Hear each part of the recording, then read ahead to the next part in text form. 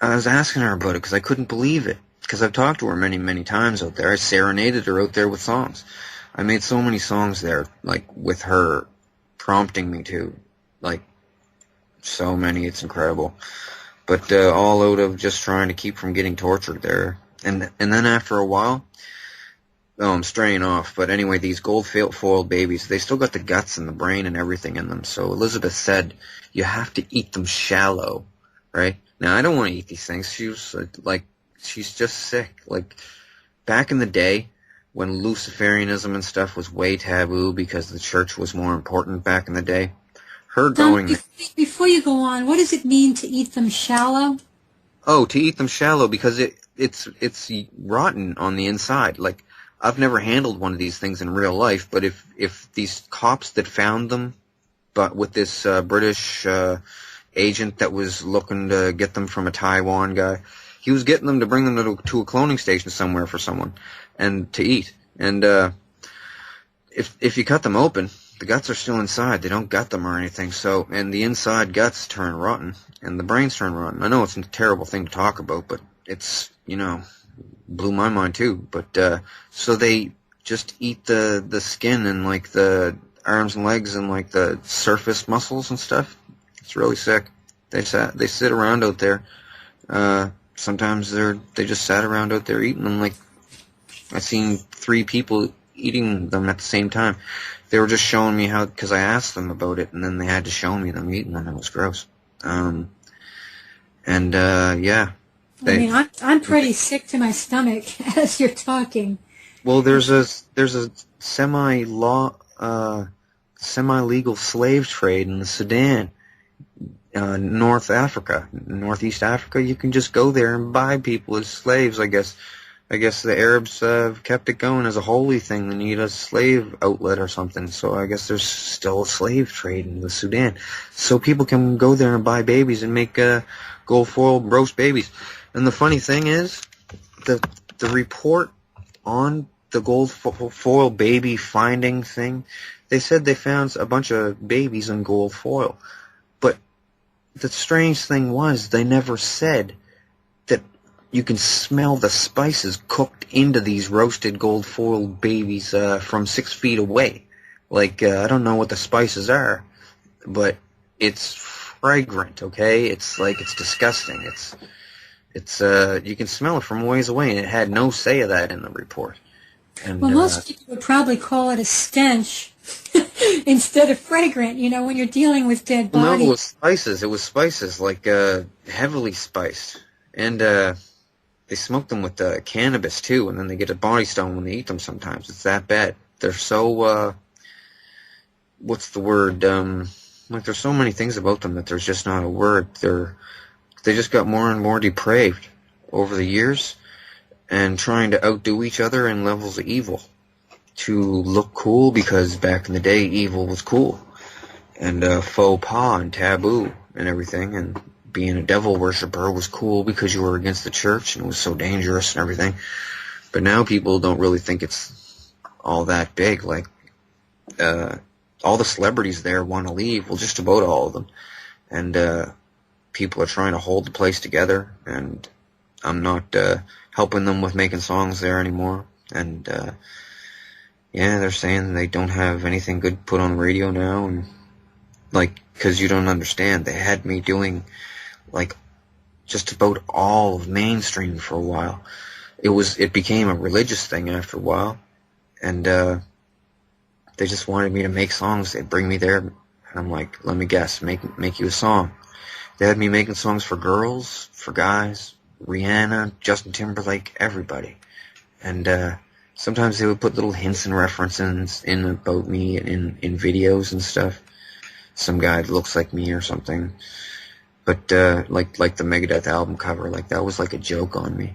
It's not like an honor to be on that cover. They put me on there all cut up like they slashed me all up as a clone, like, and I'm dead in the arena there. It's like a joke on me, because I don't know, it's not a cool thing anyway. They don't like me. Now, Donald, earlier, I'm hearing music in the background. I'm not sure whose that is, but if you could mute your mics, if you've got music in the back. Donald, earlier I heard you say that you asked Megadeth to promote your songs, and that's why you're on the album, but now you're saying something else. Can you please no, I never asked them to promote them. They demanded that I make them songs. I asked them to put me on the cover because I wanted it for the future in case I could ever get unrepressed memory of the thing. I only got unrepressed memory when I was 30 years old. So I was there for 25 years and I couldn't put it together in real life. And they call it the awakening when they let you remember in real life. They manually, with the push of a button, allow you to remember. And so I remembered it all. They had to tell me gradually so I didn't have a heart attack. And this is how they communicate. They don't go to the Bohemian Grove anymore. They just discuss things at the cloning center. And it's a bunch of the leaders from the G20 countries go there, and it's all just like a big retarded party. And they do the absolute most disgusting things. Like someone in their country, a beauty pageant queen or something, they'll bring them there and drug them, have them running around naked doing stupid things. And sometimes just people that they don't like, they'll bring them there and torture them, sometimes to death, like in front of people, as an example, to show what they do to people that they don't like. But this person won't even remember in real life. They'll just get sicker and sicker and sicker, and they'll have a stroke or a heart attack or something. It happens. They gave Tila Tequila aneurysm this way. Who's got a phone ringing in the background? Can you please mute yourself? I don't know who it is. Okay, I mean, I'm pretty sure this guy, Hugo Chavez, that just died from cancer, I'm sure that is the result of CIA or FBI manipulation of that man's body, because I've read a book called, what is it, Aunt Mary's Monkey or something like that. Let me get the book. Hang on a second. Yeah, Dr. Mary's Monkey. And Dr. Mary's Monkey is all about cancer-causing viruses, monkey viruses, that are in vaccines. So those of us who received a polio vaccine, especially between 1953 and 63, were likely to have been injected with these cancer-causing viruses. And our government did a lot of research about how to use these cancer-causing viruses to knock people out. They wanted to knock out Castro in Cuba, and apparently they didn't like Hugo Chavez too much either, so the fact that he died of cancer is extremely suspicious in light of this other information. Do you want to say something about that, Donald? Well, they didn't like him. They used to discuss politics with me since I was a little kid, and it connects with how I made a bunch of songs there. After I made a bunch of songs, the politicians wanted to hang around with me and sit around and talk with me, because I made it like their favorite song in the 80s or something. And then they started trying to impress me by telling me what they had, what they could do, what they did, what they don't get caught for. And they all just sit around talking about world affairs, what they're going to do. It's all behind the scenes. Like, America thinks Obama is like Illuminati or something, and they should go with Ron Paul. But guess what? Ron Paul is Illuminati too. He goes to the cloning station and engages in all the disgusting stuff too. So does Hillary Clinton. So does Bill Clinton. He played saxophone there a few times when I was making songs, like back in the 90s. It's funny. All the politicians like to show off their other skills, their acting skills and singing skills and stuff for the celebrities, and then the celebrities in turn hang around with them, and sometimes they get to talk to them about world affairs and stuff, and give the world leaders advice, and sometimes the world leader will take the advice just to be friends with the celebrity. It's stupid. It's just the place has to be shut down. Well, one thing I would not say about these people is that they're stupid, diabolically evil and dark, perhaps, but stupid, no. Well, some of the main evils, though, they are pretty stupid, because the thing is, they're already dead, and they're recorded on microchip, and they're put into somebody else's head, but after they do that, it's flawed. They come back dumb as hell. And actually, they come back most of the time as a gay child molester. Seriously, for some reason. Doesn't that sound strange? For some reason, when you're undead clone, you come back a gay child molester. And sometimes they want to eat people, and sometimes they want to kill people and torture people. Just because, for some reason, they think they're jealous of real people, that they're not alive anymore, and I don't know, they have a one-track mind. They have to be babysat all the time by what people call handlers. They can't go to the grocery store by themselves. They're messed up. People have, I don't know, people have said that most of us who are doing radio shows have handlers, so it sounds to me like these people have no souls.